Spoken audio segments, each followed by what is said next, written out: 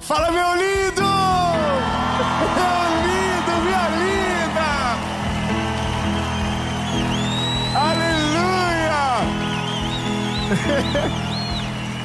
É lindo! Eu tô feliz de estar aqui com você. Coisa linda, coisa fiel. Ei, lindo, grava isso que eu vou te dizer. Deus tem um plano com você. Eu quero que você grite no Uber, no ônibus, quer que você diga: yes! Deus tem um plano comigo. Exato, você não é um acaso, você não é um acidente da história. Deus sonhou com você antes de você se formar no ventre da tua mãe. Há um projeto de Deus com você. E Deus não tem filhos favoritos, Deus tem filhos que amam a Ele e colocam Ele no centro da sua vida. Então eu quero dizer para você: o plano de Deus é perfeito e Ele não será frustrado. E isso é só para que você entenda. Não importa absolutamente nada. Se tiver um plano, o plano vai acontecer. Amém? Antes de a gente ir para essa mensagem, eu quero só te pedir uma coisa muito importante. Você pode ser apenas um espectador, mas a gente não é mais um canal do YouTube há muito tempo. Nós já somos quase 11 milhões de pessoas aqui no YouTube. Você tem noção? Eu quero que você saiba que tem gente que acorda segunda-feira com o reloginho despertado 7 horas e só sai de casa depois de uma mensagem. Então isso não é mais um canal, é muito tempo, isso é uma comunidade. E eu quero convidar você para ser parte do que Jesus está fazendo, para viver o melhor de Deus para a sua vida. Então me ajuda a fazer com que esse vídeo vá mais longe. Curte o vídeo. Quando você curte, o YouTube entende que é algo relevante. Comenta, compartilha isso, manda para os amigos, manda nos grupos da família, coloca no seu perfil lá do Instagram e faz com que todo mundo veja aquilo que está abençoando você. E claro, se inscreve no canal, ativa o sininho. Toda segunda às 7 horas da manhã tem uma palavra de Jesus para você aqui, uma palavra de esperança, de fé, sabe, que vai colocar você para cima, sangue nos teus olhos, paixão por Jesus. E quinta-feira nós temos uma mentoria de vida, direção, maturidade para a sua fé, 7 horas da manhã. E no SBT, exatamente isso. Olha o que Deus está fazendo para o Brasil inteiro. 7:30 da manhã tem o Bom Dia Esperança. Então eu quero que você seja parte. Vamos viver isso junto. E por último, eu quero convidar você a ser parte da nossa associação evangelística. Deus tem feito coisas lindas. Nós acabamos de inaugurar uma escola lá no Paquistão. Você tem noção? Crianças que eram escravas das fábricas de tijolos agora estão estudando, sendo cuidadas. E o nome da escola é Preach. Preach significa pregar. Elas estão sendo alcançadas pelo Evangelho de Jesus. E eu quero que você seja parte disso. Você pode ser um voluntário, você pode ser um aconselhador, um capelão, um doador. E todas as informações que você precisa estão aqui abaixo. Entra no Instagram da nossa associação e você vai ver tudo o que Jesus está fazendo. E agora eu só tenho um convite para você. Vamos pro vídeo.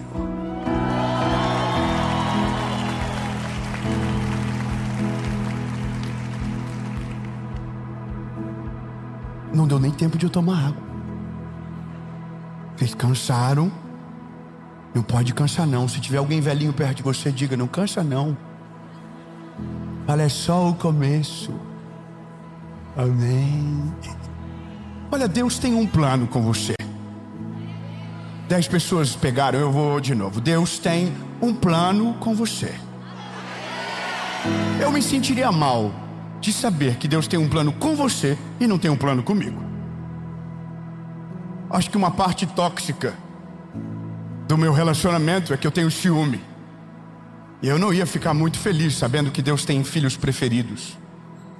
Agora, se Deus tem filhos preferidos, seria então uma perda de tempo tentar viver o plano dele, sabendo que os preferidos já estão acontecendo e os excluídos ficaram para trás. Alguém comentou esses dias na rede social da minha esposa: de fato, Deus tem os seus preferidos. É que ninguém sabe por onde a gente passou. Ninguém sabe as dores que a gente viveu. Ninguém sabe das noites de choro. Ninguém sabe dos joelhos dobrados, dos jejuns intermináveis que não acabavam. Ninguém sabe dos montes de oração. Ninguém sabe. Mas aí que está. Eu só quero que você entenda que Deus não tem filho preferido. E que Deus não... Você não é um acidente. Deus sabia desde o começo. Só tem uma questão. É que às vezes me parece que há um suspense de Deus. Sabe? Eu não sei se você tem a mesma impressão que eu, mas às vezes me parece que Deus demora para chegar na vida de alguns. Parece que tem que dar tanto BO até Ele chegar que a gente já não aguenta mais. E BO, e confusão, e treta, e parece que chegou para todo mundo. E na nossa vez, nada. Até o ponto que a gente começa a acreditar que já era. Sabe? Já era, tarde demais para viver esse negócio de evangelho. Hoje um direct que me tocou na hora certa. Como Deus é bom. Uma senhora comentou para mim no meu direct e eu vi por um acaso. Ela dizia: eu sinto que me perdi no tempo e não dá mais para viver. Nada de Deus para minha vida. Interessante como Deus é tão pontual de chegar à mensagem certa no dia que a resposta nasceu no meu coração para isso. Eu quero ler um texto com você. Evangelho de Jesus, conforme escreveu o Mateus, capítulo de número 27, versículo de número 39, diz o seguinte: e os que passavam insultavam ele, sacudindo a sua cabeça e dizendo: tu que destróis o templo em 3 dias e reedificas, salva-te a ti mesmo. Se tu és o Filho de Deus, desce da cruz.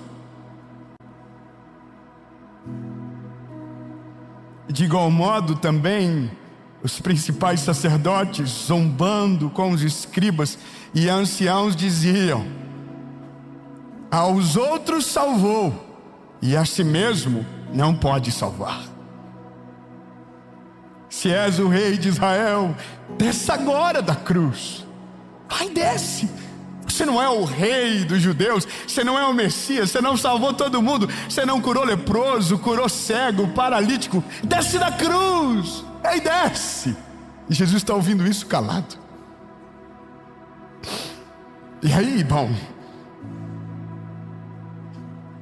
eles estão dizendo: se você descer, a gente acredita em você. Quem vive o plano de Deus não precisa provar para ninguém que está no plano de Deus.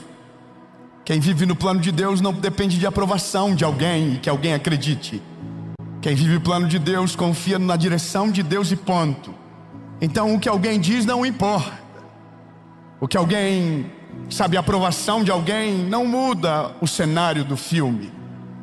Jesus está na cruz ouvindo tudo isso, sendo humilhado, zombado, envergonhado, chicoteado, machucado. Pediu água e deram vinagre. Humilharam aquele que curou leprosos, curou paralíticos, deu vida aos cegos, ressuscitou pessoas do mundo dos mortos. Lázaro estava morto 4 dias. Ele chegou e chamou Lázaro para fora. A mulher tinha um fluxo de sangue há 12 anos. Ele chegou e o fluxo de sangue cessou. Chamou ela de filha. A filha do Jairo morreu e ele ressuscitou. O cego Bartimeu não via e agora vê. Os 10 leprosos não eram acessíveis ao templo, não podiam porque eram impuros, e agora foram curados. O paralítico do tanque de Betesda, há 38 anos, não conseguia andar. Jesus chegou e ele começou a andar. A mulher, sabe, a mulher do poço de Jacó, estava perdida e Jesus deu direção a ela. Ele curou, ele fez, multiplicou pão, peixe, fez tudo, vivendo o plano de Deus. E agora é esse homem que está na cruz. É esse homem que está todo manchado de sangue. É esse homem que está todo cortado de chicote. É esse homem, era o nosso Salvador. Eu não consigo falar disso sem me doer. Eu não consigo tentar Imaginar isso sem saber que era inocente, completamente inocente, e agora está no meio de dois ladrões. Era um homem que foi trocado por um bandido. Soltaram Barrabás e colocaram ele. Isso era um símbolo, era um sinal. Provavelmente pessoas que foram curadas por ele estão no meio da multidão dizendo: solta Barrabás. Só aguenta isso quem está vivendo um plano maior. Só sobrevive a isso quem sabe que Deus está fazendo algo maior. Só resiste quem sabe que Deus está no controle. Só aguenta quem entendeu que nem sempre o plano de Deus nos leva para um mar de rosas, mas às vezes Ele nos leva para o meio de um deserto dolorido, mas porque o final será muito maior do que o começo. Só aguenta quem entendeu que Deus está no controle e ponto. É fácil? Não. Não é fácil. Dói demais, dói demais. Só que aí ainda há uma esperança. Qual é a esperança? Alguém vai tirá-lo da cruz. Os 12 discípulos vão começar uma rebelião, vão se voltar contra os soldados romanos, vão gerar um motim de convencimento no meio da multidão que pediu para que Barrabás fosse solto. Mas a Bíblia diz que enquanto tudo isso está acontecendo, um discípulo está negando, o outro está recebendo 30 moedas de prata. Até quem era para estar junto está longe. Você entende a loucura do negócio? E Jesus está na cruz. Só que eu quero que você lembre, toda vez que eu falar uma coisa dolorida, diga: mas Deus tem um plano. Então eu vou falar de novo: Ele está na cruz. Pedro está negando Ele. O chicote está cantando.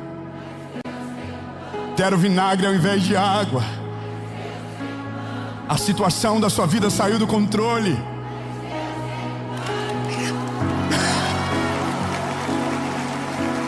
Parece que não acaba mais o processo. Tá doendo na pele. Tá dando vontade de desistir. E se Deus tem um plano, Ele vai se cumprir. Aleluia, aleluia. Só que de repente houve-se um grito na cruz, e o grito foi: está consumado. Lindo, está consumado. Deus meu, por que me desamparastes? E de repente o sopro de vida saiu dele, e ele desfaleceu. A Bíblia diz que houve um terremoto na terra. Mortos ressuscitaram de seus sepulcros. Você sabia que tudo isso aconteceu no dia que Jesus morreu? Quando Ele morreu, houve um grande temor na terra. O céu escureceu, mortos se levantaram dos seus túmulos, e aqueles mestres da lei começaram a dizer entre si: Ele era de fato o Filho de Deus. Só que parecia tarde demais.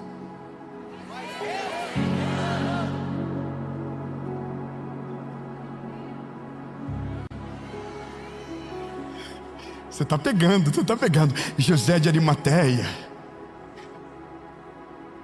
comprou um túmulo, entregou o túmulo dele, na verdade, da família, para Jesus. E ele foi colocado dentro do sepulcro porque estava morto.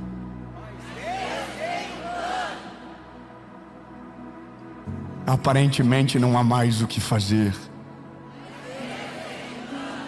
Vamos mudar o argumento.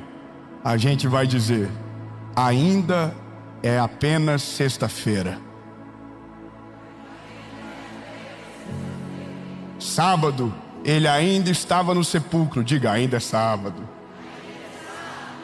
Se tiver alguém desavisado perto de você, fala assim: domingo acontece um lance maravilhoso. Não, fala pra pessoa. Às vezes a pessoa: nossa, o que acontece, será? Eu não assisti essa temporada do The Chosen ainda. Diga. No terceiro dia aconteceu algo extraordinário.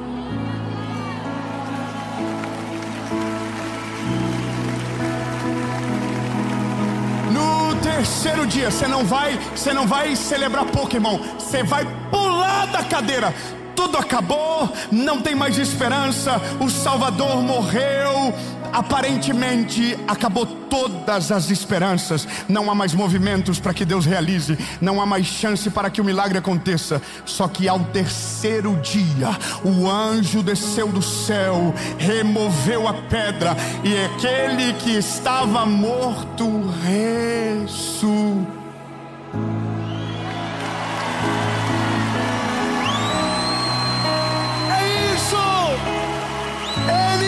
Falaram que era o fim, mas para nós era o começo. A morte não teve poder para parar. Aonde está a morte, os teus agrilhões? Você não conseguiu parar, não deu conta. Jesus está vivo. Diga: Jesus está vivo. Jesus está vivo. Elindo, comenta aí: Jesus está vivo. Jesus está vivo. Se você for lá em Israel, depois que esse rolê todo passar de guerra, você vai no túmulo dele. Você vai entrar e tem uma placa no lado esquerdo, está escrito assim: He is not here, He is risen. Ele não está aqui, Ele já ressuscitou. Então grave isso: sempre haverá mais uma chance. Sempre haverá mais um movimento. Se você está no plano de Deus, mesmo que você pensa que é o fim, se aquilo que Ele te prometeu ainda não aconteceu, é porque ainda há mais uma chance, ainda há mais um movimento. Você não está velho demais, o tempo não passou de ainda demais para você. Se Ele liberou uma palavra, vai acontecer, em nome de Jesus. Olha, eu vou terminar.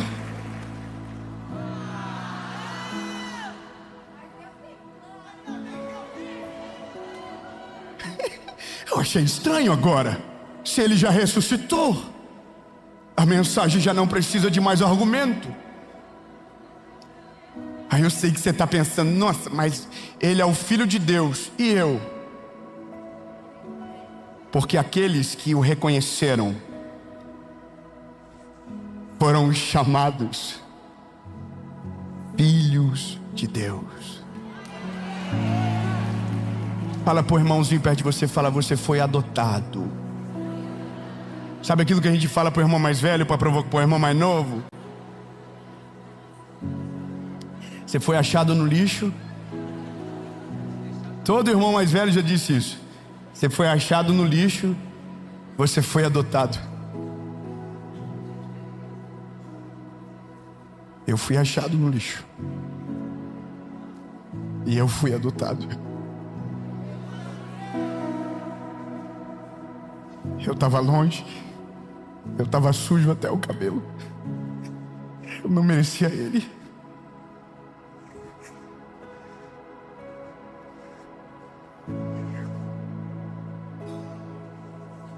Mas Ele me olhou, Ele escolheu me amar. Ele escolheu me amar. Ele morreu por mim quando eu ainda era um lixo, um pecador, sujo, imundo. Ele escolheu nos amar. Ele escolheu nos amar. O amor da adoção, ele é diferente, porque ele é uma escolha, e Ele escolheu nos amar. Ele escolheu me amar. Ele não só me amou com amor profundo, Ele não foi só com palavras, Ele deu a vida para que eu pudesse ter a vida que eu tenho hoje. Ele morreu a minha morte para que eu tivesse a vida dele hoje. Ele escolheu me amar. Eu não escolheria me amar, mas Ele escolheu me amar. Você não amaria você sabendo quem você é, mas Ele escolheu te amar e tem um plano com você. Ele tem um plano com você e você acha que talvez não tem mais expectativa, mas eu quero que você saiba, sempre haverá mais um movimento de Deus. Existe uma obra de arte chamada Checkmate.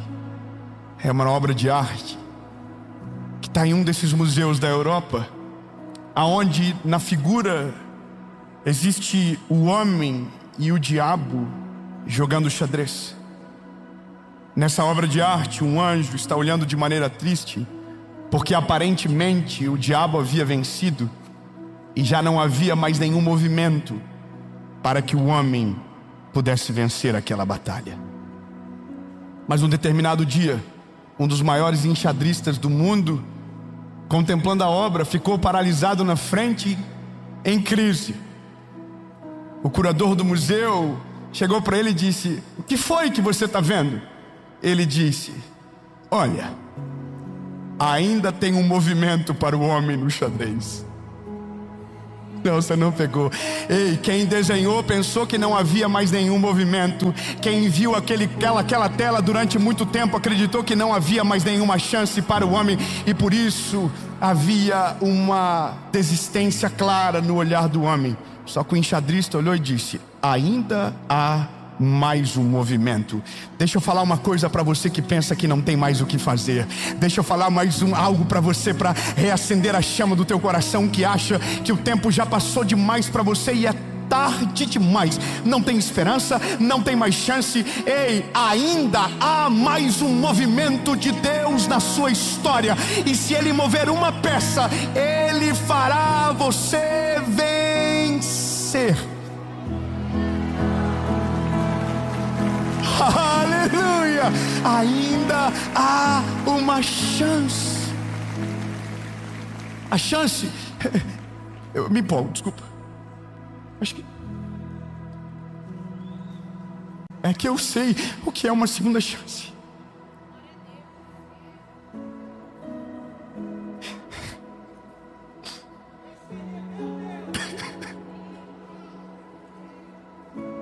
Esse aí é meu Deus.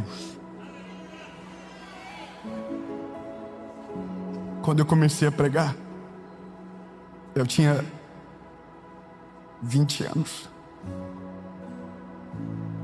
A primeira mensagem que eu preguei devia ter umas 30 pessoas me ouvindo.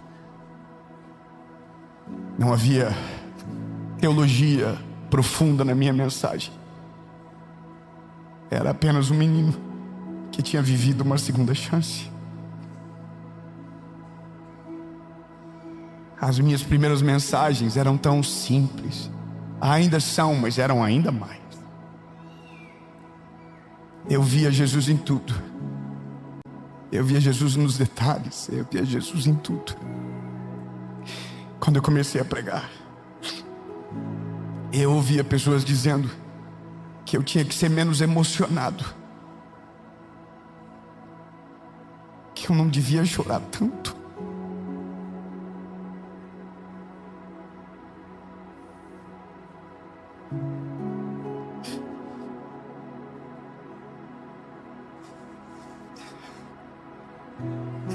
As pessoas falavam que eu precisava ser mais maduro na fé. Eu era muito menino.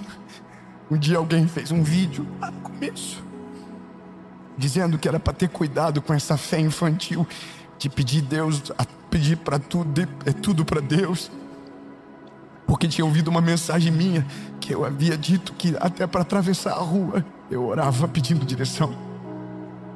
Mas era o meu começo.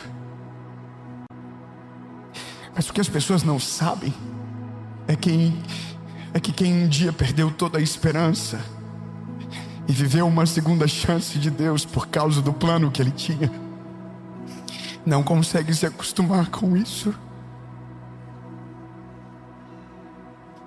Eu não consigo me acostumar. Eu vou viver uma vida inteira pregando sobre Jesus e eu nunca vou me acostumar com essa mensagem.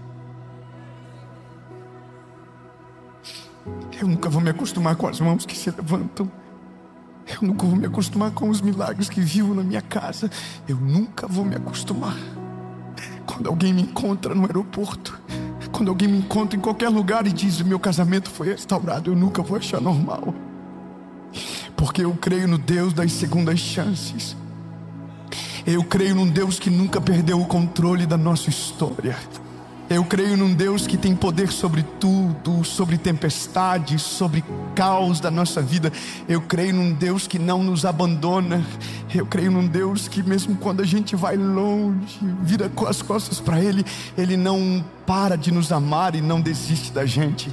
Eu creio num Deus que mesmo quando a gente fica todo bravinho, dizendo que Ele nos abandonou, mesmo assim Ele permanece nos amando e não desiste da gente.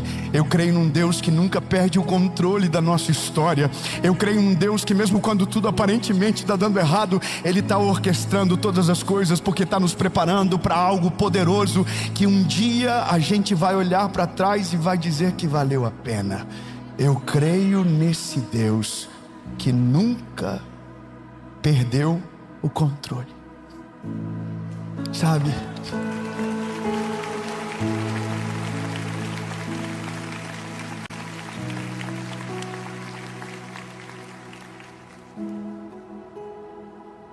Quando eu pego esse caderninho aqui para escrever uma série, eu escrevo um monte de coisa que nunca falo aí aqui. Tá aqui, ó. Eu vou escrevendo. Ao longo dos dias que se passam, eu vou escrevendo no meu telefone. E no dia da gravação eu sempre paro e escrevo tanta coisa. Mas quando eu chego aqui, eu perco o controle.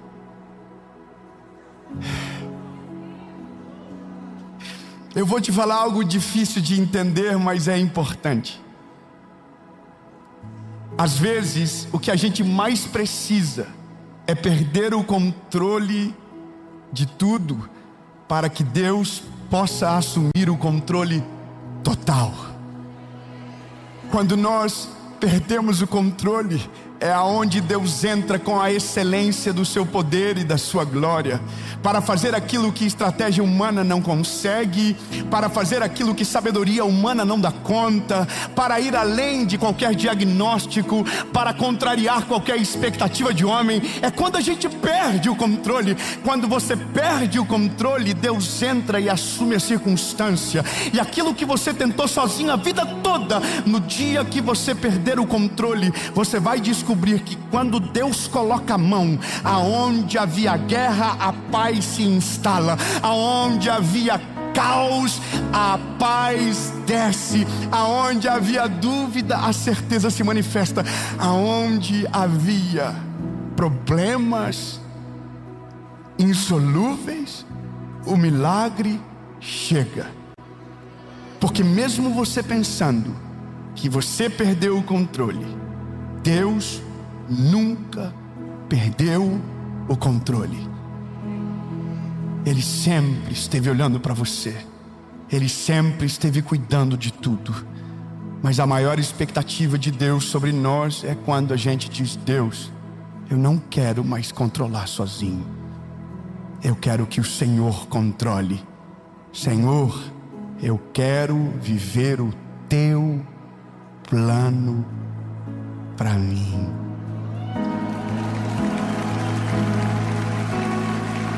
Aí a gente perde o controle. Escrevi tanta coisa linda aqui.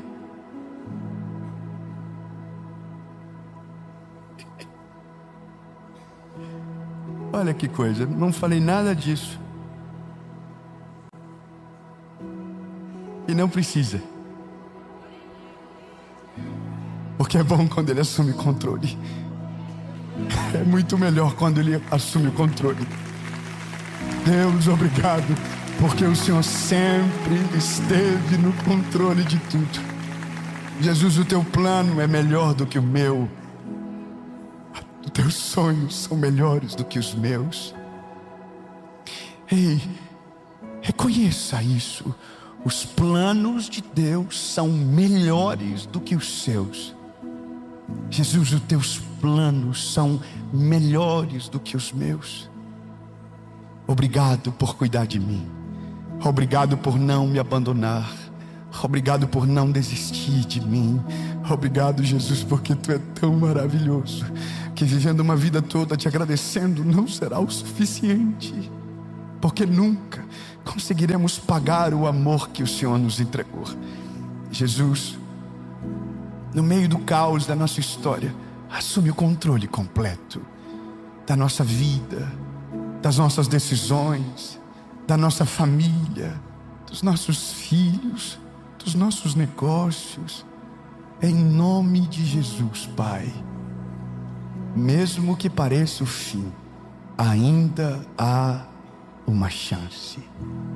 Em nome de Jesus. Amém.